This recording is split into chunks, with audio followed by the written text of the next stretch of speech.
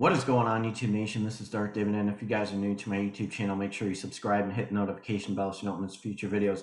Pfizer is sitting at $33.78.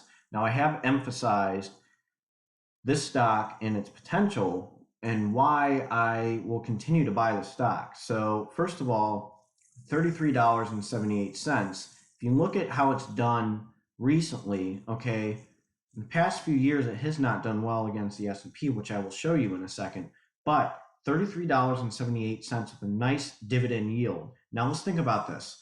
I know a lot of you guys have given me some flack for buying Pfizer. It's going down. I'm not going to buy it. I'm not going to buy it. Well, I think really in the long run, again, I'm not a financial advisor, but a stock that has many products. Remember, just because it has a vaccine. Don't forget, Johnson & Johnson now just passed out. They started to get their vaccine rolling, and they're ready to start rolling almost by the FDA. So that'll be probably coming out soon. But Pfizer is a juggernaut with a lot of its products, with IV bags, statins, as I said before, medications and blood pressure. And don't forget, okay, people may be dying from COVID. So it's, the death toll is 500,000. It's more than people in World War I and II combined, but from the United States. But at the same time, okay, how many people have cardiovascular issues? Let's think about that. Cardiovascular issues are really bad in the United States, and that's one of the reasons why people are getting whacked from the virus itself, from COVID. So people that have, hypertension, coronary artery disease, congestive heart failure. Well, guess what? Pfizer has products that focus on many of those issues, or people that have strokes. So as I emphasized before, what people that have core measures, that have heart attacks, that have strokes, they're discharged with a statin. They're usually discharged with a beta blocker. They're usually discharged with some medications for blood pressure. And there's a CHAD score that we kind of go over too.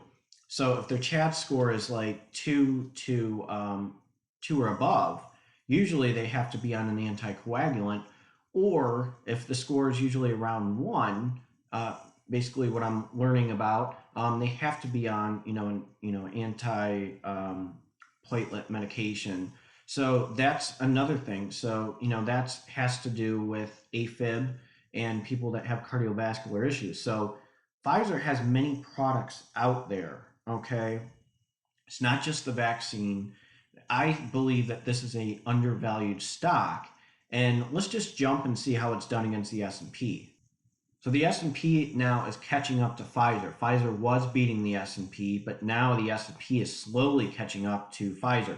So I myself, as a dividend investor, I really like that because one, it's increasing its dividend over time. The price per share is pretty stagnant. Now, if you have a traditional Roth IRA or you're a day trader, I'd be a little careful. I mean, this is a stock right here, Johnson & Johnson, that you may want to look into if you're a day trader, or AstraZeneca, or maybe Moderna. But, again, I don't invest in Moderna because it doesn't distribute a dividend. But Johnson & Johnson is on my radar. But what I love about Pfizer is look at its price right now, $33.80. Now, I'm going to jump to its dividend history. Excuse me, I'm like choking on coffee. I'm going to jump to the dividend history real quick. So it's in the 30s right now. Okay, a PE ratio, it looks like, of 19.83. Dividend yield's almost 5%. Annual dividend of $1.56. So it's a good stock that I like for dividends. It's good for passive income. It's good if you're a dividend investor. If your goal is to, make passive income, this is the perfect stock for passive income. This is why I have it in my dividend portfolio. So I have it right around 6%, my M1 Finance dividend portfolio, which we're going to jump to real quick. So Pfizer is sitting right at 6% of my dividend portfolio. I have $763.15. Look, it's down. I'm absolutely buying more. So I'm glad it's in that percentage. My dividend portfolio is at $14,887.05. Hence the Death Star. How much has this earned me in passive income? $28.14. So this is what I like about this.